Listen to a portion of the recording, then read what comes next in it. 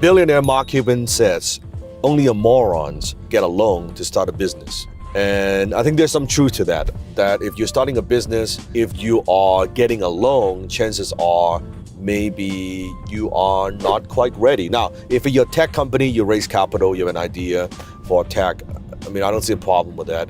But borrowing money from a bank to start a business, personally, I don't like the idea. I think it's a little bit risky, especially when you don't have a lot of business experience. If this is your first business that you're starting now, after you have some experience, borrowing money from the banks to buy a business, an existing business, I think as an acquisition, I think that's a very smart way to do it, because you're using basically commercial debt to at a very low interest rate to grow your business, to start something. Once is a big but once you have a solid understanding and how business works, and also have a solid track record. That's my take. So in terms of your property, selling your property to put into your business, keep in mind, if you're referring to this is your primary residence, that's what I'm assuming. If that's the case, I think it's also very risky, because what if that business doesn't work? Now you have a business that's losing money, plus now you're putting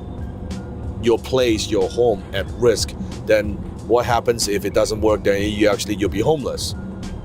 In my mind, this is why in my book, even Unlock It, I talked about the wealth triangle. There are 3 steps to it. The first step is what I call high income skills, skills that pays the bills.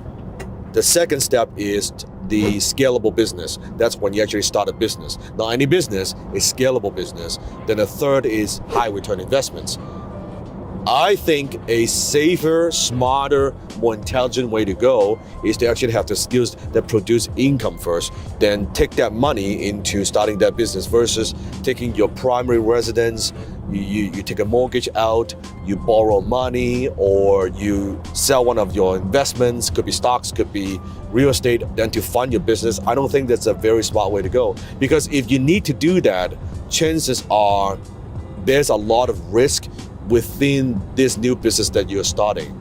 Are there other ways that we can minimize that risk? There are many ways to do it, right? You can even shadow under someone who has a business like that, just to see what that is like. Think about the odds. 95% of small businesses fail in the first 5 years.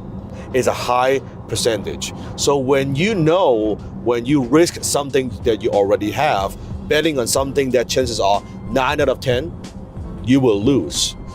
That is not a very smart thing. Unless you know the industry very, very well, you have a lot of business skills, that you are a very savvy business person, then use leverage. Otherwise, I am very much against that idea.